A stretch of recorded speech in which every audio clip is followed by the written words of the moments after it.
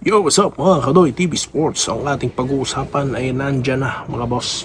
And of course, ang inyong mga paboritong pa-shoutout. Okay, so mabilis na po tayo rito sa topic natin. Main topic muna tayo, Barangay Ginebra versus ito pong Meralco Bolts mga boss. Kung mapapansin nyo po sa standings, naku po kulelat po ang Barangay Ginebra. Okay, it's a must-win situation po ito for Barangay Ginebra dahil nga po wala, meron na pala isa pa lang po ang kanilang panalo, pero yung mo Blackwater may dalawa na po panalo bagamat may tatlong talo po, at ang Meralco po ay kasalukuyang number 2 sa standings. Okay, alright guys, baka hindi pa po muna kayo followers and subscribers, pasuyo na lang, pa-subscribe at like na lang po sa Facebook, at sa ating mga regular followers and subscribers, palike na lang po ng video na ito mga boss. Okay, maraming salamat. Okay, so yun na nga. Ito po ang ating prediction na rin sa mangyayaring laban na ito.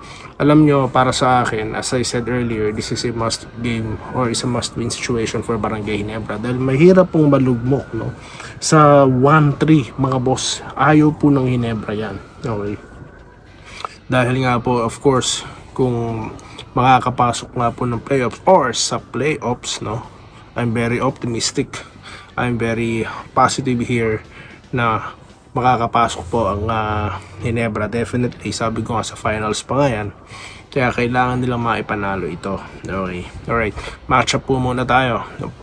Riley Grigsby, di po totoo ang mga chismacks dyan, napapalitan daw. Okay, so first 5, I think Coach Tim Cone will stick sa kanyang first 5, Yan nga po si Abariento, si Holt, si Riley Grigsby at ang kanyang twin towers na si Japet at itong si Troy Rosario, Okay, so as for Scottie Thompson mga boss, wala pa po tayong update kung makakapaglaro na po siya, Okay, so a few games I expect him to be out dito po sa laban against Meralco, so let's anticipate that. Okay, at I'm also hoping na makalaro si Kemar Carino, sayang ito baka po magpakita ito ng kanyang defensive skills and at the same time yung scoring na rin, di ba? So yun lang naman magagamit po ang 6'8" or 9 na si Carino. Okay, so running gun po ang laro ng ng Meralco, kaparehas lang din yan ng Rain or Shine. So nakita naman nila na Ginebra parang ayaw niyang tinatakbuhan siya, ayaw niya rin sinasalaksakan siya dahil ito po ang ikinatalo nila sa dalawang team, like yung leading dyan na Phoenix at itong Rain or Shine. So for sure yan po ang gagawin netong Meralco, as usual, atake, titira ng 3-point shot in every open opportunity. Okay, so sa Barangay Ginebra, if able to stop that, okay, control the boards at definitely do what they have to do, no proper spacing, proper execution of their plays, definitely mga boss, sila po mananalo dito. Okay, so yan po ang ating prediction. Let me know your thoughts sa inyong mga comments dyan sa baba. Okay, so dito na tayo sa pangalawang topic natin, so naging topic din natin ito kahapon. Ito nga pong issue po ng Bacolod game, Okay, so ayan na, katulad po ng ating pinanawagan, kumilos na, karaka po ang MPBL. Okay, napahanga nila ako dito sa kanilang mabilis sa pagkilos. Okay, so banned na po, permanently. Ito pong ang kupunan ng Bacolod, yung franchise nila, at yung mga players and coaches. At napag-alaman natin na may mga warnings na pala, itong kupunan at itong team na ito, kasi ang dami na po nanawagan, nag-viral yung video, tapos pati rin po yung butihing mayor ng lugar, nanawagan na rin. So games and amusement boards, ganun din ang NBI, nako, matindi pala ang mga government agency na pala ang mga tinap, para imbestigahan ito.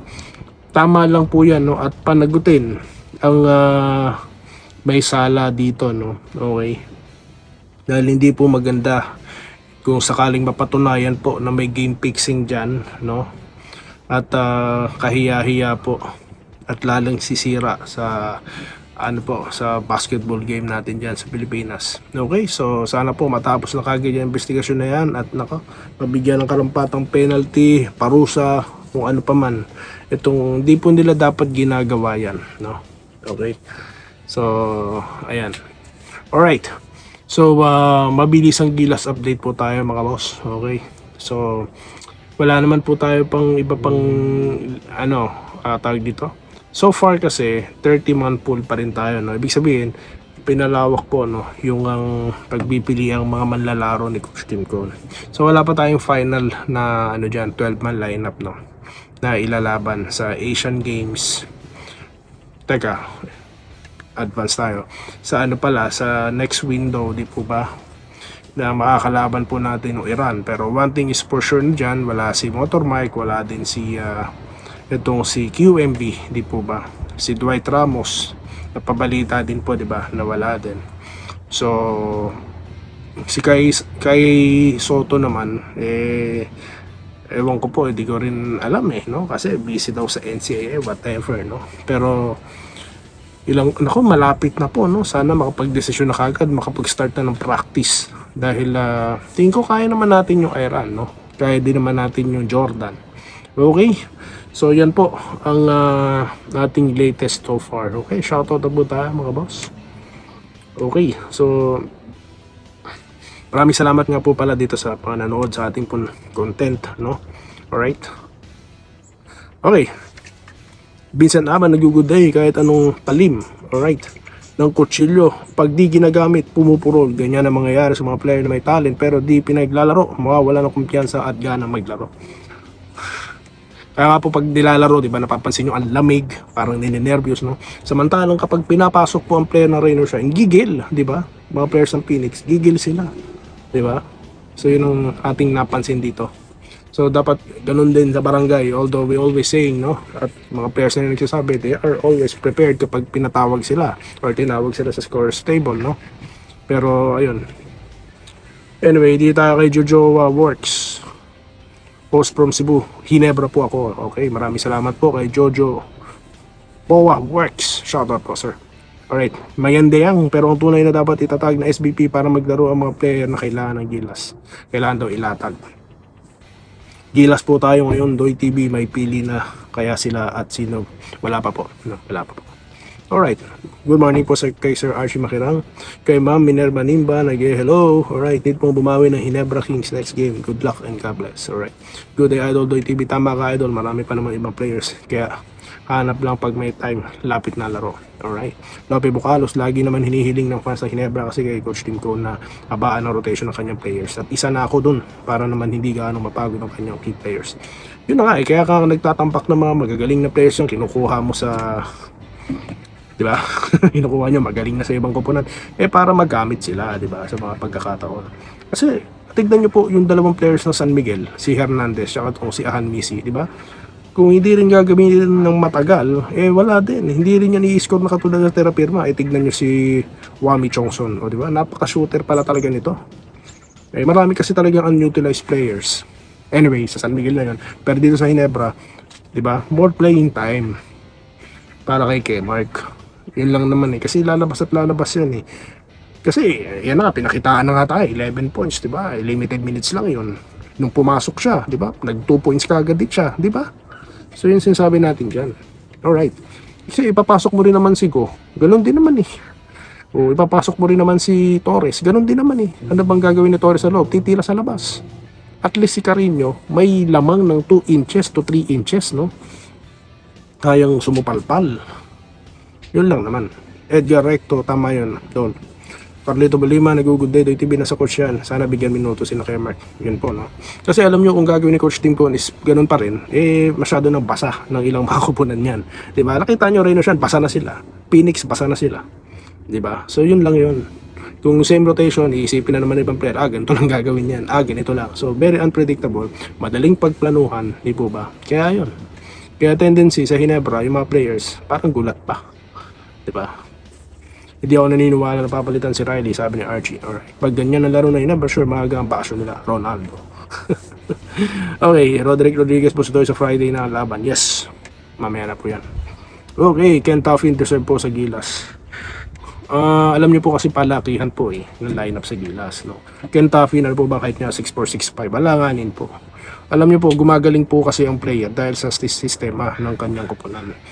Sa coach din yan kung hindi rin lang si Coach Chu ang gagamit sa kanya, di lalabas yan, pustahan tayo. Ang comment po yan ay galing kay Jovencio Cornet. Jose Marie Manzanilla, idol, ang dapat palitan si Isako, hindi si Holt.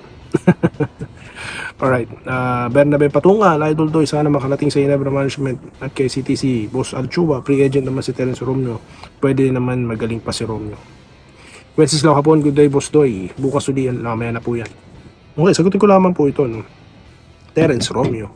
Napaka-outdated na po. I mean, alam nyo guys, may mga guard po ang Ginebra na, di ba? Once na dinagdag nyo pa po si Terence, lalo po mawala ng playing time ibang players ng Ginebra. And di ba nga, sa mga bagong players na nga tayo, nakatutok Kung lalagay nyo si Romeo dyan, mag-iiba po, no, ang rotation na naman. Di po ba? Tsaka once na nirelease na po yan ng San Miguel, yun na po yun. Kasi even Terapirma na kailangan din na scorer, hindi naman na nag-renew yan, di ba? Or hindi na siya na-renew, di ba? Saka sa San Miguel, tsaka sa Terapirma, iba na rin po ang kinikilos niya no? So yun lang masasabi ko dyan. So pwede pa siguro sa ibang kupunan bakit naman ibang kupunan ng mga mahihina, sobrang hina, ba't hindi siya kinukuha, di ba? So yun lang naman, ilalagay nyo pa sa Ginebra hindi na nga po tayo magkanda sa minuto na konti lang binibigay sa ibang player ano pa kaya dadagdagan mo pa ng sinasabi yung scorer. So yun lamang po ang aking masasabi dyan at magla-live po tayo right after the game ng Ginebra at ng Meralco. At yun po, shoutout po sa inyo lahat. Magbabalik po tayo. Ito po si Doy TV. Maraming salamat po sa inyo pong panonood. Salamat po sa panonood. Subscribe na para sa mga susunod na basketball at boxing videos.